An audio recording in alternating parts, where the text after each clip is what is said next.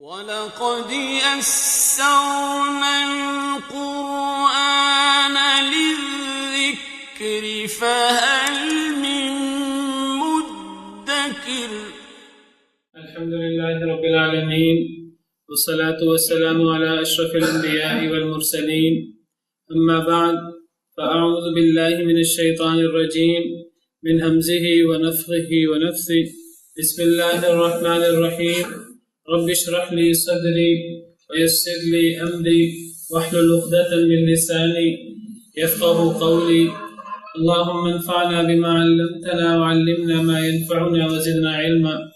فبشر عباد الذين يستمعون القول فيتبعون أحسنه أولئك الذين هداهم الله وأولئك هم أولو الألباب.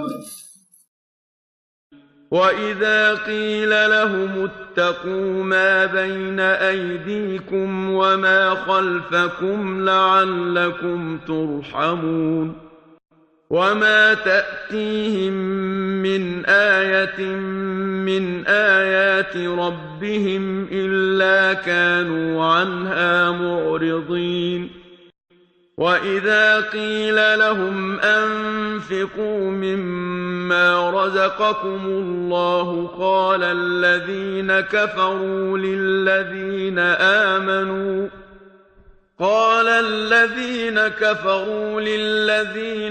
آمَنُوا أَنُطْعِمُ مَن لَّوْ يَشَاءُ اللَّهُ أَطْعَمَهُ إِنْ أَنتُمْ إِلَّا فِي ضَلَالٍ مُّبِينٍ. وَيَقُولُونَ مَتَىٰ هَٰذَا الْوَعْدُ إِن كُنتُمْ صَادِقِينَ.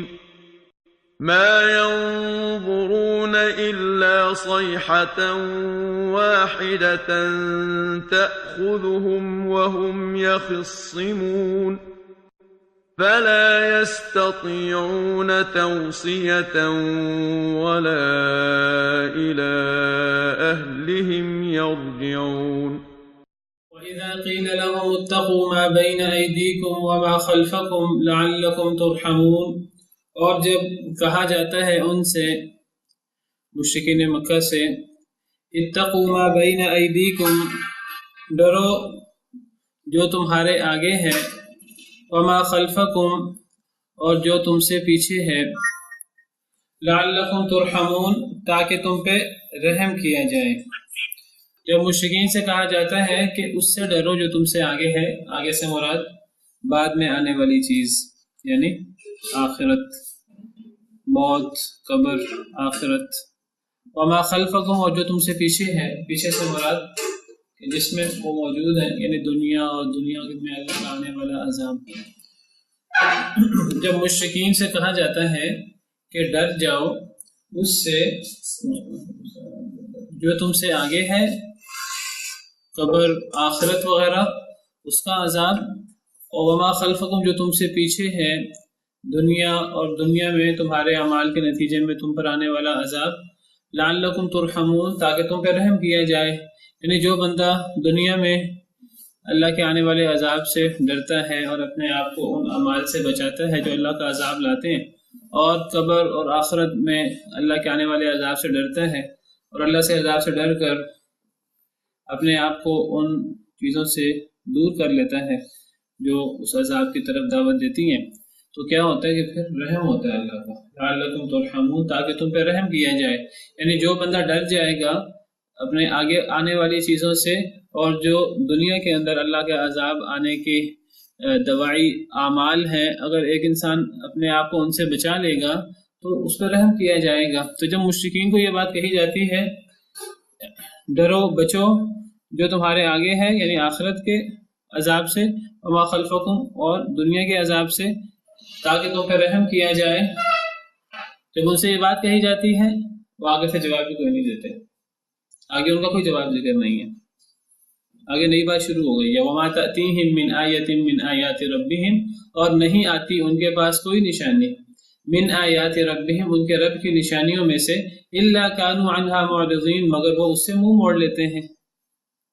یعنی جب مشرکین سے یہ بات کہی جاتی ہے کہ آخرت کے عذاب سے ڈرو، دنیا میں اللہ کے متوقع آنے والے عذاب سے ڈرو، تو وہ ان باتوں کو اہمیت ہی نہیں دیتے، وہ بادر ہی نہیں کرتے ان باتوں کو۔ بالکل یہ صورتحال ہے کہ جب لوگوں کو جو ہے وہ نصیحت کی جائے تو لوگ جو ہیں وہ توجہ ہی نہیں کرتے۔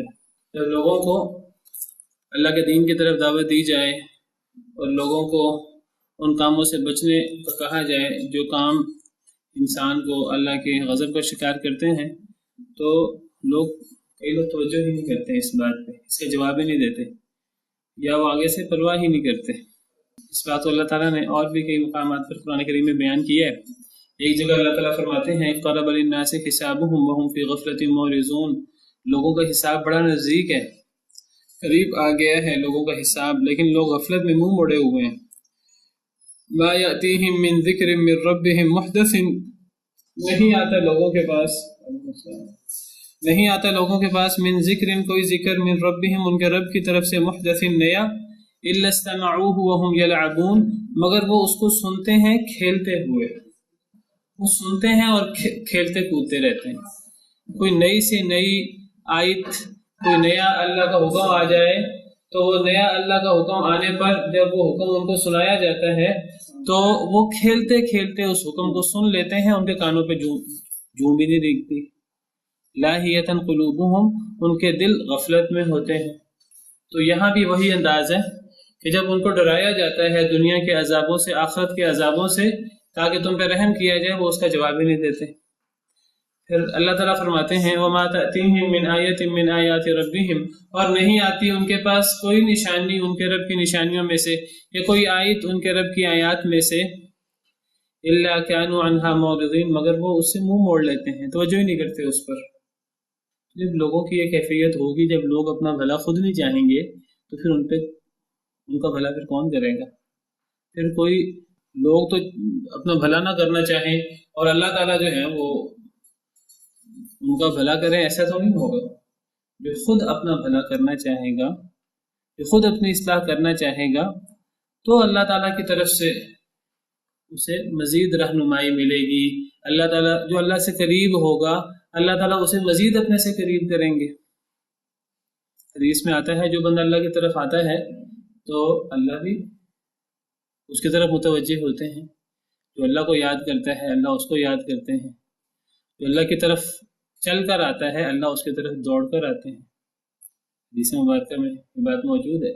لیکن اگر ایک بندہ اللہ کی طرف متوجہ ہی نہ ہو، اللہ اس کو بلائے، اللہ کا پیغام اس تک پہنچے، وہ پرواہ ہی نہ کرے، تو پھر ایسے شخص پر اللہ کی نظر کرم کیوں ہوگی؟ اللہ تعالیٰ بھی تو غیرت مند ہے، اللہ تعالیٰ بھی تو بادشاہوں کے بادشاہ ہیں۔ کوئی عام بندہ اگر وہ آپ کو بلائے، آپ اس کی طرف توجہ نہ کرے، تو وہ آپ کی طرف پھر مزید متوجہ نہیں ہوگا۔ یہ تو عام لوگوں کی بات ہے جو ہمارے برابر کا ہوتا ہے۔ کوئی بڑا شخص اگر ہم اس کی طرف تھوڑا سا بے رغبتی کریں تو وہ بڑا مائنڈ کرتا ہے اس بات کو، تھوڑی سی توجہ نہ کریں ہم۔ اور خالق کائنات ہمیں بلا رہا ہے، ہمیں دعوت دے رہا ہے اس چیز کی طرف جو ہمارے لیے فائدہ مند ہے، جو ہمیں دنیا کے عذاب سے بچانے والی، آخرت کے عذاب سے، قبر کے عذابوں سے بچانے والی۔ لیکن جب ہم اس کی طرف توجہ ہی نہ کریں تو ذرا خود سوچئے کہ پھر اللہ کی نظر کرم کیسے ہو سکے گی؟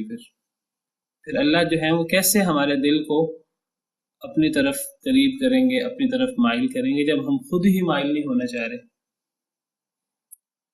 ہم تو مائل بکرم ہیں، کوئی سائل ہی نہیں، راہ دکھلائیں کسی کو، راہ و منزل ہی نہیں، علامہ اقبال کی زبان میں۔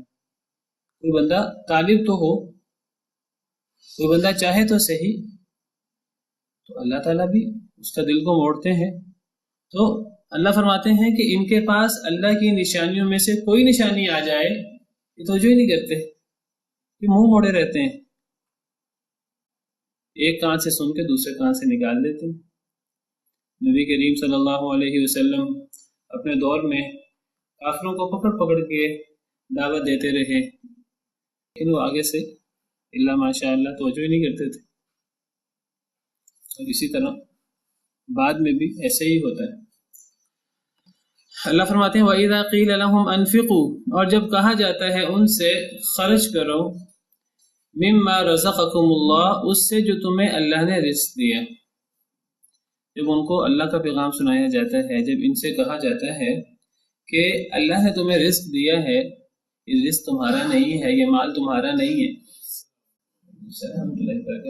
نہ تم خود دنیا میں اپنی مرضی سے آئے ہو کہ تم نے خود اپنے آپ کو پیدا کیا ہے، تمہیں پیدا کرنے والا کوئی اور، تمہیں رزق روزی دینے والا کوئی اور، تم پہ نعمتیں برسانے والا کوئی اور، تمہیں صلاحیتیں دینے والا کوئی اور ان صلاحیتوں کا استعمال جب تم کرو اللہ کے بتائے ہوئے طریقے سے، اللہ کی دی ہوئی صلاحیتوں کو، تو اللہ کا مال تمہارے پاس آ جائے. جو ہمارے پاس مال آتا ہے اگر ہم اس کو کمائیں، ہم خود اللہ کی مخلوق ہیں، وہ مال اللہ کا ہے، ہر چیز اللہ کی ہے، ہماری صلاحیتیں اللہ کی ہیں. جب ہم کچھ مال کما لیتے ہیں، وہ مال ہم سمجھتے ہیں ہمارا ہو گیا، وہ ہمارا نہیں ہوتا، وہ اللہ کا ہی ہوتا ہے، اللہ کی امانت ہوتی ہے. جب ان سے کہا جاتا ہے خرچ کرو اس سے جو تمہیں اللہ نے رزق دیا، وہ اللہ کا رزق ہوتا ہے، جو اللہ نے ہمیں دیا ہوتا ہے، اللہ کی امانت ہوتی ہے. جب لوگوں سے کہا جاتا ہے خرچ کرو اللہ کے دیے ہوئے رزق سے، آگے سے لوگ کیا کہتے ہیں؟ قال الذین کفروا للذین آمنوا، تو کافر کہتے ہیں ایمان والوں سے، انطعم من لو یشاء اللہ اطعمہ، کیا ہم اسے کھلائیں کہ جسے اللہ چاہتا تو اللہ کھلا دیتا؟ جب اسے اللہ نے نہیں کھلایا ہم اسے کیوں کھلائیں؟ اللہ فرماتے ہیں کہ کوئی غریب ہے، کوئی تمہارا ضرورت مند ہے، محتاج ہے، تو اگر وہ تم سے مدد مانگے تو تم مدد کر دو. اللہ کے دیے ہوئے مال سے، اللہ کے دیے ہوئے رزق سے کچھ اس کی بھی ضرورت پوری کر دو، کچھ اسے بھی دے دو.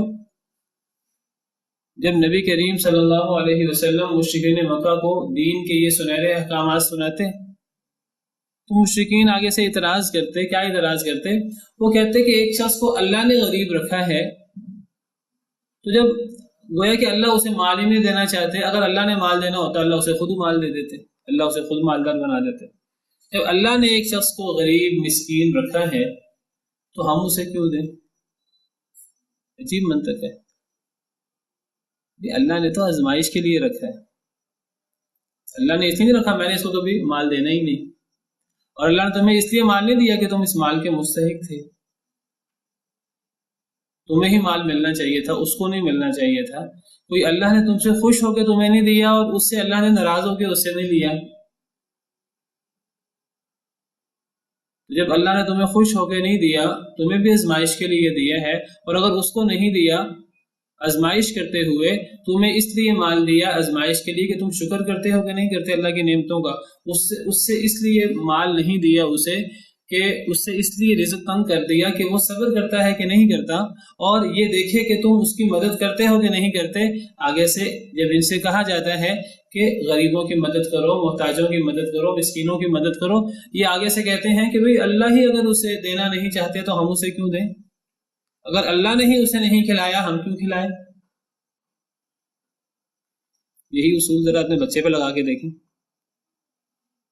مسکین جو کچھ نہیں کر سکتے، اور دیکھیں کہ جی اللہ تعالیٰ کی طرف سے اس کو جو ہے وہ ڈائریکٹ رزق اگر نہیں آتا تو یہ بھی نہ دیں. اصل میں اللہ تعالیٰ رزق دیتے ہیں، اللہ ہر چیز دیتے ہیں.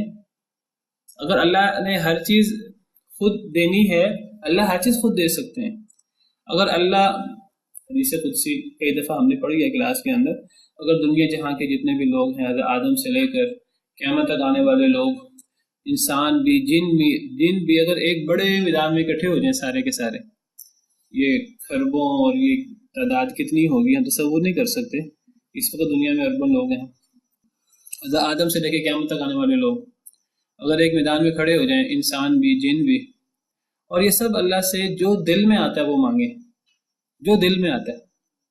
دل میں تو انسان بہت بڑی بات سوچ سکتا ہے نا، جو دل میں آتا ہے. ہر بندہ اللہ سے زمین سونے کی بھری ہوئی مانگ لے، جو دل میں آتا ہے وہ اللہ سے مانگ لے. اس سے بھی 100 گنا، اس سے بھی 1000 گنا، اس سے بھی لاکھ گنا، اس سے بھی کروڑ گنا مزید مانگ لے. جو کسی کے دل میں آئے اگر وہ مانگ لے اور اللہ اس کو دے بھی دیں. صحیح حدیث ہے تو اللہ کے خزانے میں اتنا بھی فرق نہیں پڑتا جتنا سمندر میں سوئی ڈالیں تو اس سوئی کے ساتھ پانی لگتا ہے. تو اللہ تو جس کو چاہیں دیں، لیکن پھر آزمائش نہیں ہوگی ہماری. اللہ نے آزمائش بھی تو کرنی ہے دنیا کے اندر. اللہ نے آزمائش کے لیے کچھ لوگوں کو رزق زیادہ دے دیے ہیں، کچھ کو کم دے دیا ہے. اللہ تعالیٰ فرماتے ہیں فَأَمَّا الْإِنسَانُ إِذَا مَا ابْتَلَاهُ رَبُّهُ فَأَكْرَمَهُ وَنَعَّمَهُ فَيَقُولُ رَبِّي أَكْرَمَنِ. انسان کو جب اس کا رب آزماتا ہے، کیسے آزماتا ہے؟ فَأَكْرَمَهُ، اس کو عزت دے کر، اس کو مال دے کر، وَنَعَّمَهُ، اس کو نعمتیں دے کر. انسان کیا کہتا ہے آگے سے؟ فَيَقُولُ رَبِّي أَكْرَمَنِ، بڑا خوش ہوتا ہے میرے رب نے مجھے بڑی عزت دی، میرا بڑا دھیان رکھا، بڑا کرم کیا مجھ پہ. وَأَمَّا الْإِنسَانُ إِذَا مَا ابْتَلَاهُ، اور اس کے بالمقابل جب اللہ تعالیٰ اس کو آزماتے ہیں، فَقَدَرَ عَلَيْهِ رِزْقَهُ، اس پر رزق کو تنگ کر دیتے ہیں، وَيَقُولُ رَبِّي أَهَانَنِ، تو کہتے ہیں میرے رب نے تو مجھے ذلیل کر دیا. عزت دینے والا بھی اللہ، نعمتیں دینے والا بھی اللہ، وہ بھی آزمائش، یہ بھی آزمائش، دونوں کو اللہ نے آزمائش کہا ہے. دونوں میں ابتلا کا لفظ ہے. جب اللہ آزماتے ہیں نعمتیں دے کر، انسان کہتا ہے میرے رب نے تو میرا بڑا دھیان کیا، بڑی عزت کی. اور جب اللہ تعالیٰ آزماتے ہیں رزق تنگ کر کے، تو انسان کہتا ہے اللہ نے مجھے ذلیل کر دیا. حالانکہ یہ بھی ابتلا ہے، وہ بھی ابتلا ہے، دونوں ابتلا ہیں. اس انسان کی بھی ابتلا ہے اور دیگر لوگوں کی بھی ابتلا ہے. دیگر لوگ جو ہیں وہ اس انسان کی مدد کرتے ہیں کہ نہیں کرتے، وہ غرور تو نہیں کرتے، تکبر تو نہیں کرتے، اس کو حقیر تو نہیں سمجھتے، اس کا تعاون کرتے ہیں کہ نہیں کرتے. تو جب کافروں سے کہا جاتا ہے کہ جو اللہ نے تمہیں رزق دیا ہے اس سے خرچ کرو غریبوں پر، تو کافر آگے سے کہتے ہیں کہ کیا ہم اسے کھلائیں جیسے اگر اللہ چاہتا تو کھلا دیتا، اگر اللہ نے نہیں کھلایا ہم کیوں کھلائیں؟ ان انتم الا فی ضلال کبیر، نہیں ہو تم مگر واضح گمراہی میں. وہ کافر لوگ جب ان کو نصیحت کی جاتی نبی کریم صلی اللہ علیہ وسلم کی طرف سے، مسلمانوں کی طرف سے خرچ کرو، تو وہ نبی کریم صلی اللہ علیہ وسلم اور مسلمانوں کو جواب دیتے تم تو گمراہی کی باتیں کر رہے ہو، تم تو بے وقوفی کی باتیں کر رہے ہو. یہ کافر لوگ مومنوں کو جواب دیتے، یہ کافر لوگ نبی کریم صلی اللہ علیہ وسلم کو جواب دیتے جب نبی صلی اللہ علیہ وسلم انہیں توجہ دلاتے کہ غریبوں کا بھی تھوڑا دھیان کرو، مسکینوں کو بھی تھوڑا دھیان کرو. تو کافر لوگ ایمان والوں سے یہ بات کہتے کیا ہم اسے کھلائیں جیسے اگر اللہ چاہتے تو کھلا دیتے، تم تو واضح گمراہی میں ہو، ہم سے کیسی باتیں کر رہے ہو. اصل میں کچھ ایسی باتیں ہیں، کچھ لوگ عقلی دلائل پیش کرتے ہیں اسلام کو رد کرنے کے لیے اور اسلام کو نیچا دکھانے کے لیے، اور یہ عجیب و غریب قسم کے دلائل ایسے میں شیطان سکھاتا ہے لوگوں کو، شیطانی وسوسے ہوتے ہیں. حالانکہ کتنی فضول دلیل ہے، لیکن یہ دلیل بھی لوگ پیش کرتے تھے بعض لوگ اسلام کی مخالفت میں، اسلام کو نیچا دکھانے کے لیے. حالانکہ بندہ غور کرے، ہر بندہ سمجھتا ہے کہ بڑی فضول بات ہے یہ. اللہ نے تو غریب رکھا ہے آزمائش کے لیے، دوسروں کو اس کی مدد کرنی چاہیے. اللہ تعالیٰ تمہارے ذریعے اسے کھلائیں گے. اللہ دیکھتے ہیں کہ تم اس کی مدد کرتے ہو کہ نہیں کرتے. تم مدد کرو نہ کرو، اللہ تعالیٰ اس کی پھر بھی مدد کرنے پر قادر ہیں. لیکن اللہ تعالیٰ تمہیں آزمانا چاہتے ہیں، اللہ اسے آزمانا چاہتے ہیں. ایک اللہ کے تکوینی امور ہے، کسی کو اللہ نے مالدار رکھا ہے، کسی کو اللہ نے غریب رکھا ہے، اور ایک اللہ کا حکم ہے. ان دونوں میں فرق ہوتا ہے. ہم اللہ کے حکم کے پابند ہیں، تکوینی امور کو ہم درمیان میں دلیل نہیں بنا سکتے. اللہ کا ہمیں حکم کیا ہے کہ غریبوں اور مسکینوں کا، محتاجوں کا دھیان رکھو، یہ اللہ کا حکم ہے. ہمیں اللہ کے حکم پر غور کرنا چاہیے، اللہ کے حکم پر عمل کرنا چاہیے. ہمیں تکوینی امور کے بارے میں ہمیں اعتراض نہیں کرنا چاہیے. کچھ لوگ اللہ کے تکوینی امور کو اعتراض بنا کر اللہ کے جو احکامات ہیں ان پر اعتراض شروع کر دیتے ہیں. اسی طرح کا اعتراض، یہ جس طرح کا یہ اعتراض ہے، یہ ہمیں اللہ کے تکوینی امور کو لے کر اللہ نے فلاں کو مالدار کیوں رکھا ہے، اللہ نے فلاں کو غریب کیوں رکھا ہے، جب اللہ نے اسے غریب رکھا ہے ہم اس کی مدد کیوں کریں؟ یہ تو اللہ کے تکوینی امور، اللہ نے کسی کو مالدار رکھا ہے، کسی کو اللہ نے غریب رکھا ہے، اس کے پیچھے اللہ کی حکمتیں ہیں اپنی. ہم تو اللہ کے حکم کے مکلف ہیں، ہمیں اللہ کا حکم ماننا چاہیے. اللہ کا حکم یہ ہے کہ جو مالدار ہیں وہ غریبوں کا تعاون کریں، غریبوں کا مدد کریں. وتعاونوا علی البر والتقوی، نیکی اور تقوی کے کاموں پہ تعاون کیا کرو ایک دوسرے کا. مسکین کو کھانا کھلا دیا کرو، یتیم کو دھکے نہ دیا کرو، یتیم کی عزت کیا کرو. اللہ کے احکامات ہیں.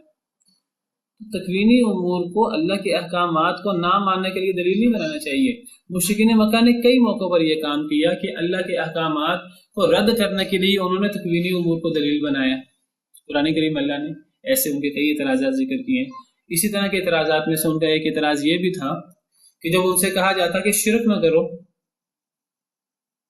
تو وہ کہتے کہ ہم تو شرک ہی نہیں کر رہے، ہم تو غلط کر ہی نہیں رہے۔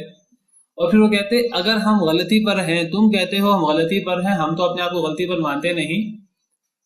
پھر وہ کہتے کہ اچھا یہ بتاؤ کہ اگر ہم غلطی پر ہیں، اگر ہم شرک کر رہے ہیں، ہمارے آباء و اجداد شرک کر رہے ہیں، تو یہ بتاؤ کہ کیا یہ اللہ کے حکم سے ہو رہا ہے کہ اللہ کے حکم کے بغیر ہو رہا ہے؟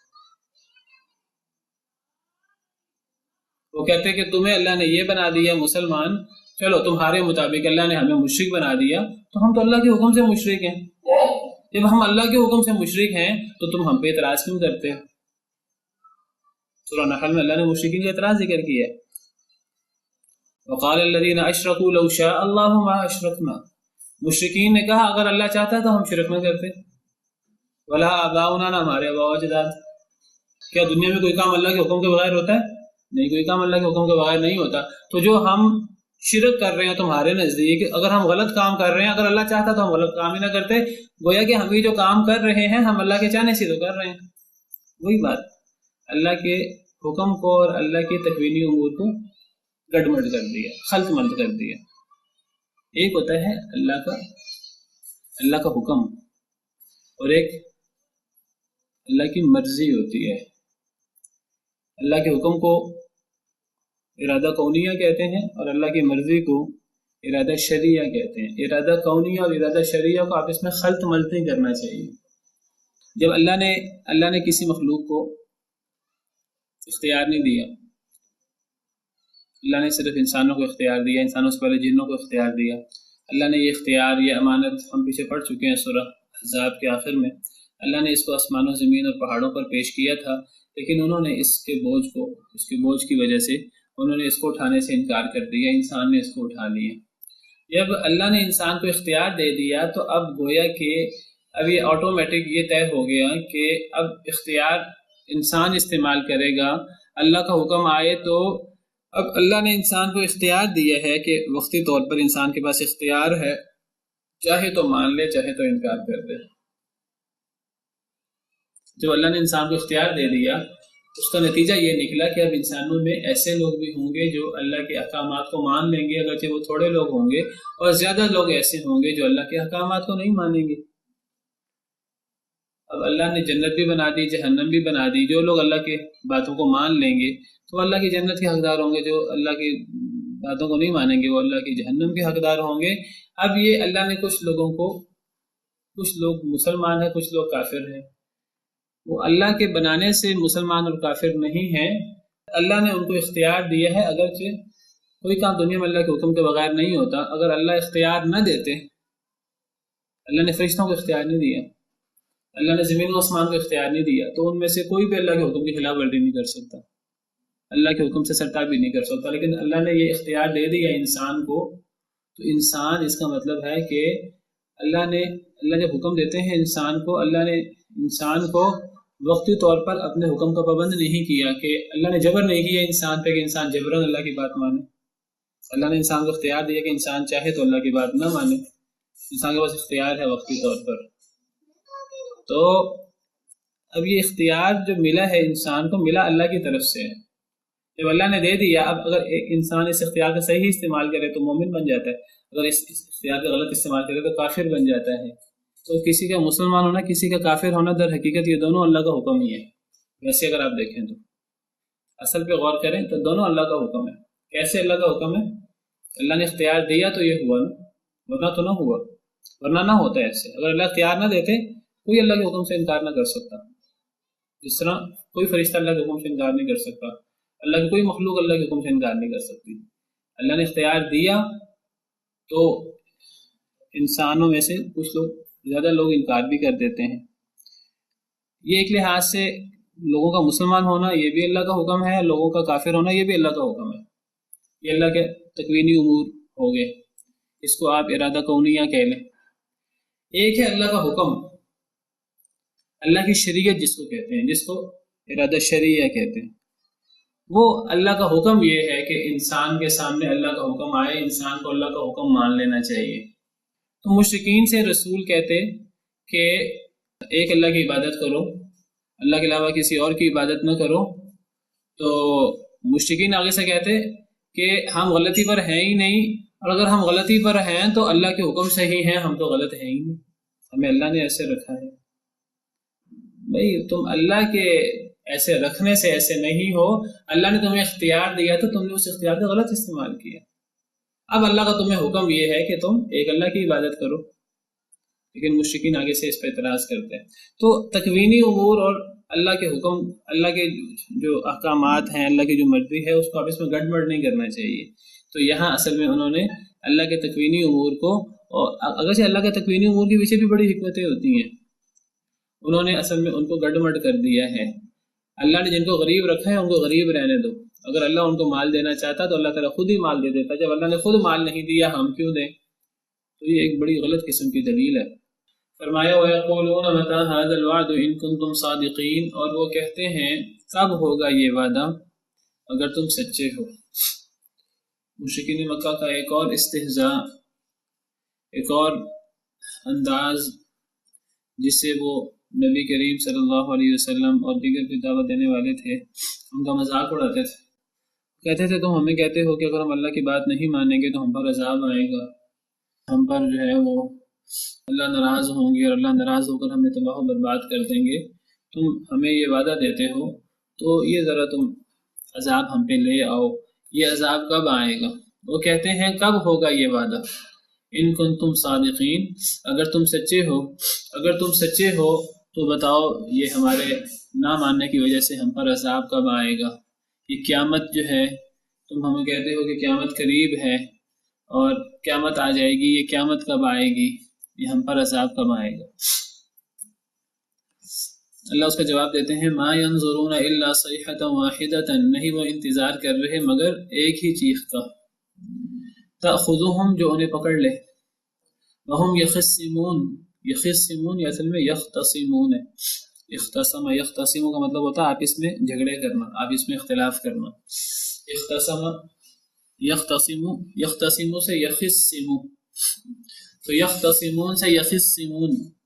اللہ فرماتے ہیں یہ جو مذاق اڑا رہے ہیں اللہ کے احکامات کا، اللہ کا عذاب کیوں نہیں آ رہا، اللہ فرماتے ہیں در حقیقت انہیں ایک ہی چیخ کا انتظار ہے، نہیں یہ انتظار کر رہے ہیں مگر ایک ہی چیخ کا، ان کے لیے ایک چیخ ہی کافی ہے۔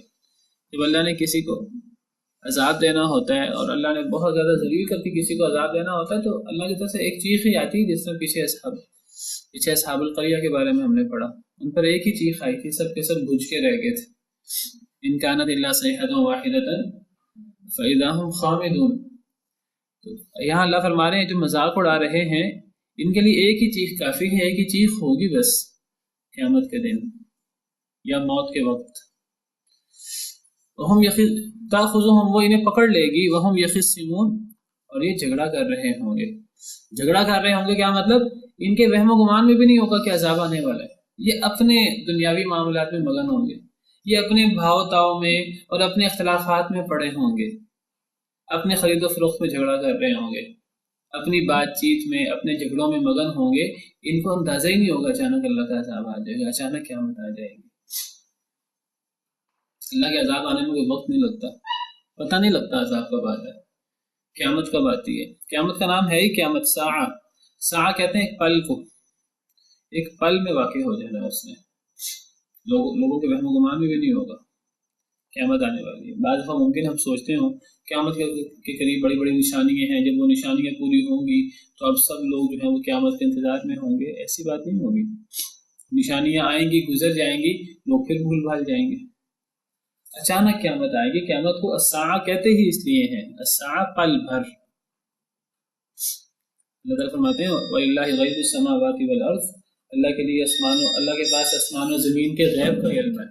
وَمَا أَمْرُ السَّاعَةِ إِلَّا كَلَمْحِ الْبَصَرِ أَوْ هُوَ أَقْرَبُ، قیامت کا معاملہ تو پلک جھپکنے کی طرح ہے، انسان پلک جھپکتا ہے کتنا ٹائم لگتا ہے، قیامت تو پلک جھپکنے میں آ جائے گی، أَوْ هُوَ أَقْرَبُ، یا اس سے بھی زیادہ پہلے آ جائے گی، پلک جھپکنا بھی دور کی بات ہے، پلک جھپکنے میں زیادہ ٹائم لگتا ہے، قیامت اس سے پہلے آ جائے گی۔ حدیث مبارکہ میں ہے، صحیح بخاری کی حدیث ہے، نبی کریم صلی اللہ علیہ وسلم کا ارشاد ہے، آپ نے فرمایا لا تقوم الساعة حتى تطلع الشمس من مغربها، صحیح بخاری کی حدیث۔ آپ نے فرمایا قیامت اس وقت تک قائم نہیں ہوگی حتیٰ کہ سورج اپنے مغرب سے نکل آئے، کل ہم اس کے بارے میں بھی پڑھ چکے ہیں۔ فإذا طلعت، جب وہ مغرب سے نکلے گا، فرآها الناس، لوگ اس کو دیکھ لیں گے، آمنوا اجمعون، سب ایمان لے آئیں گے، جب سورج مغرب سے نکلے گا سب ایمان لے آئیں گے۔ فذلك حين لا ينفع نفسا ایمانها لم تكن آمنت من قبل او كسبت في ایمانها خیرا، لیکن یہ وہ وقت ہوگا کہ جو ایمان نہیں لایا تھا اس سے پہلے، اب اس کا ایمان لانا اسے فائدہ نہیں دے گا۔ جس نے پہلے نیکی نہیں کی ہوگی اب اس کو نیکی کرنا فائدہ نہیں دے گا۔ پھر نبی صلی اللہ علیہ وسلم نے فرمایا وَلَا تَقُومَنَّ السَّاعَةُ، اور البتہ ضرور قیامت قائم ہوگی، وَقَدْ نَشَرَ الرَّجُلَانِ ثَوْبَهُمَا بَيْنَهُمَا، دو لوگوں نے اپنے درمیان کپڑا پھیلایا ہوا ہوگا، ایک خرید و فروخت کر، ایک بیچنے والا ہوگا ایک خریدنے والا ہوگا۔ فَلَا يَتَبَايَعَانِهِ وَلَا يَطْوِيَانِهِ، ابھی ان کی بیع مکمل نہیں ہوگی، ابھی انہوں نے کپڑے کو لپیٹا نہیں ہوگا، نہ ابھی خریدنے والے نے خرید کر ساتھ لے گیا ہوگا، نہ بیچنے والا نے اس کو لپیٹ کر واپس رکھا ہوگا۔ ولا کہ قیامت قائم ہو جائے گی۔ ولا تقومن الساعة، اور البتہ قیامت قائم ہو جائے گی، وقد انصرف الرجل باللبن لقحته، کہ ایک بندہ اپنی اونٹنی کا دودھ لے کر واپس جا رہا ہوگا اپنے گھر، فلا يطعمه، ابھی پیے گا نہیں کہ قیامت آ جائیں گی۔ ولا تقومن الساعة، اور البتہ قیامت ضرور قائم ہوگی، وهو يليط حوضه، ایک شخص اپنے حوض کو ٹھیک کر رہا ہوگا، اپنے تالاب کو، فلا يسقي فيه، اس میں ابھی اپنے جانوروں کو پانی نہیں پلا سکے گا کہ قیامت قائم ہو جائیں گے۔ ولا تقومن الساعة، اور البتہ ضرور قیامت قائم ہو جائے گی، وقد رفع احدكم اكلته، ایک شخص نے اپنا لقمہ اٹھایا ہوگا منہ کی طرف، الى فيه، اپنے منہ کی طرف، فلا يطعمها، ابھی کھائے گا نہیں، قیامت قائم ہو جائے گی۔ آپ ذرا یہ بتائیے کہ کسی کو پتا ہو قیامت آ رہی ہے، کیا وہ منہ کی طرف لقمہ اٹھائے گا؟ لقمہ اٹھاتے وقت اسے پتہ نہیں ہوگا قیامت آ رہی ہے، اور ابھی وہ لقمہ منہ کی طرف جائے گا نہیں کہ قیامت قائم ہو جائے گی، اتنی جلدی قیامت آ جائے گی۔ جب ایک بندے کو پتا ہو قیامت آ رہی ہے، کیا وہ اپنا حوض ٹھیک کر رہا ہوگا؟ ایک بندے کو پتا ہو کہ قیامت آ رہی ہے، دنیا تباہ ہو رہی ہے، تو وہ دو بندے کپڑا پھیلا کے بیٹھے ہوں گے، جس وقت وہ کپڑا پھیلا کر بیٹھے ہوں گے ان کے وہم و گمان میں بھی نہیں ہوگا کہ قیامت آ رہی ہے، لیکن ابھی وہ کپڑا بکے گا نہیں، نہ وہ لپیٹ کر واپس رکھیں گے، قیامت واقع ہو جائے گی۔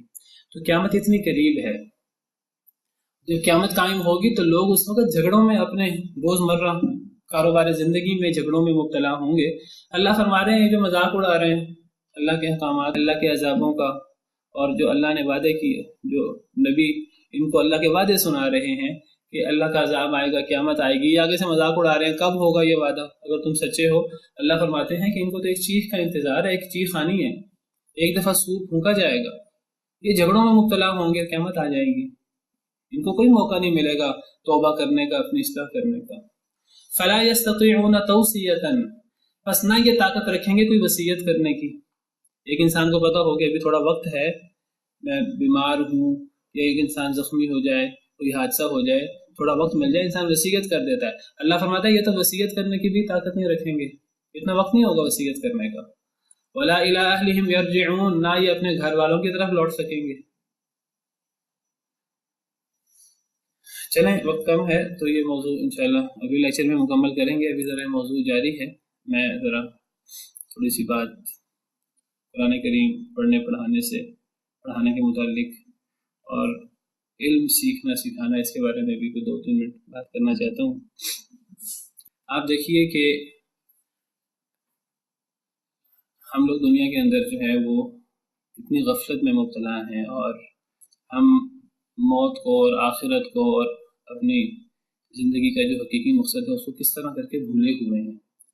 اور کسی انسان کے لیے سب سے بڑی خیر، سب سے بڑا احسان کسی انسان کے ساتھ یہ ہے کہ اسے اس کا مقصد زندگی یاد کرا دیا جائے، اسے اس کی موت یاد کرا دی جائے، اسے اس کے اصل زندگی جو کہ آخرت ہے وہ اسے یاد کرا دی جائے۔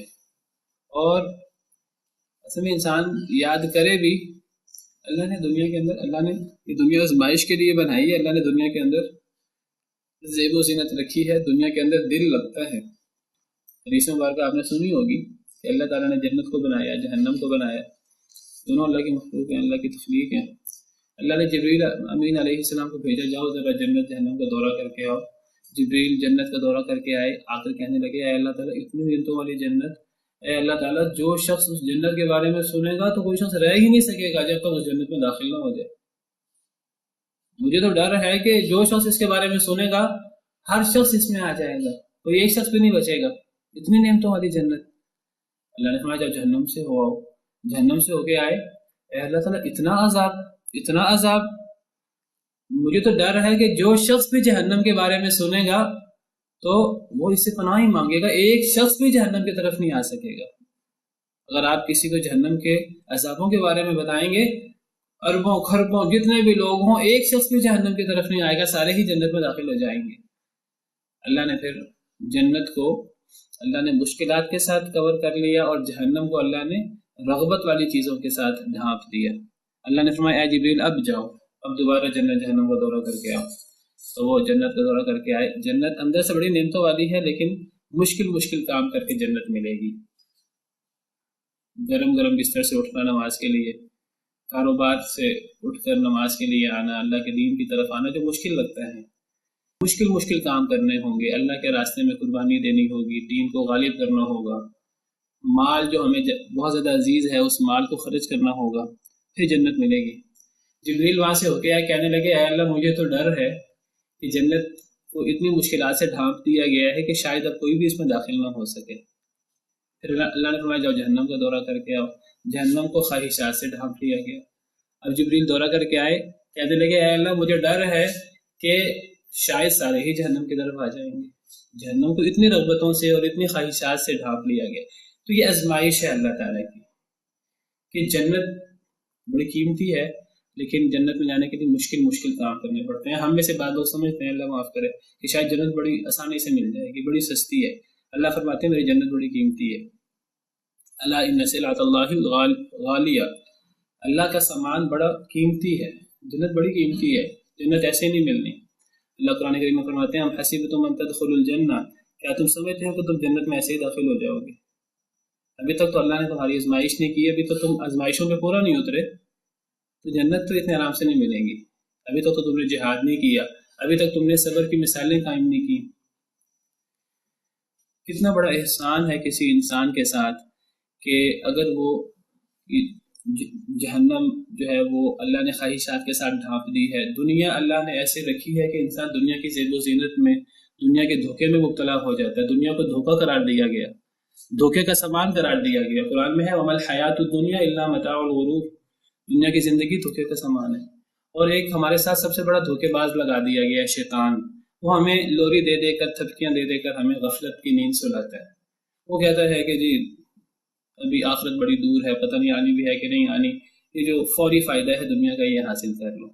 دنیا بھی دھوکے والی، شیطان سب سے بڑا دھوکے باز ہمارے ساتھ لگا ہے۔ سب سے بڑی خیر ہمارے ساتھ یہ ہے کہ اگر ہمیں اللہ یاد آ جائے، اگر ہمیں ہمارا مقصد زندگی یاد آ جائے، اگر ہمیں ہماری اخروی زندگی یاد آ جائے اور ہم اس کے لیے کچھ کر سکیں، اور اس کے لیے سب سے بڑی نعمت اور سب سے بڑی چیز اللہ نے رکھی ہے وہ قرآن تذکیر کے لیے، واعظ کے لیے، نصیحت کے لیے۔ جو لوگ قرآن پڑھتے ہیں تو ان کو آخرت یاد رہتی ہے، اپنی موت یاد رہتی ہے، اور وہ اللہ سے ڈرتے ہیں، اور اللہ کا ڈر جب ان میں آ جاتا ہے تو پھر انسان جو ہے وہ گناہ سے بچ جاتا ہے۔ تو انسان کو جو ہے وہ قرآن، حدیث، اللہ کے احکامات جو اصل علم ہے اس کے لیے وقت نکالنا چاہیے۔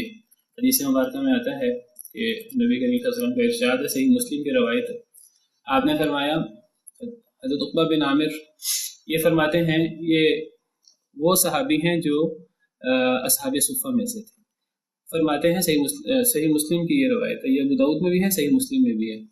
روایت ہے کہ ایک دفعہ ہم صفہ میں تھے، نبی صلی اللہ علیہ وسلم نکلے ہمارے پاس، آپ نے فرمایا ایکم یحب ان یغدو الی بطحان او العقیق، تم میں سے کون ہے جو پسند کرتا ہے کہ بطحان یا عقیق جائے؟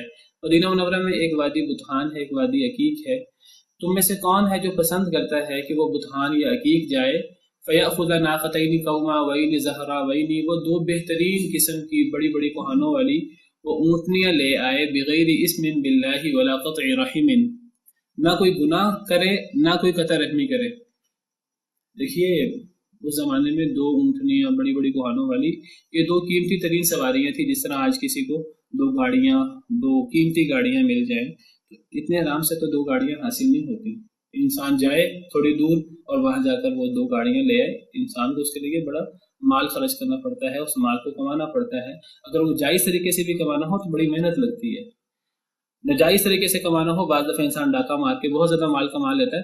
فرمایا کہ وہ کوئی گناہ کیے بغیر، کوئی قطع رحمی کیے بغیر، کوئی ڈاکہ ڈالے بغیر، کوئی چوری کیے بغیر وہ جائے بطحان وادی میں، عقیق وادی میں جا کر 2 قیمتی اونٹنیاں لے آئے صبح صبح.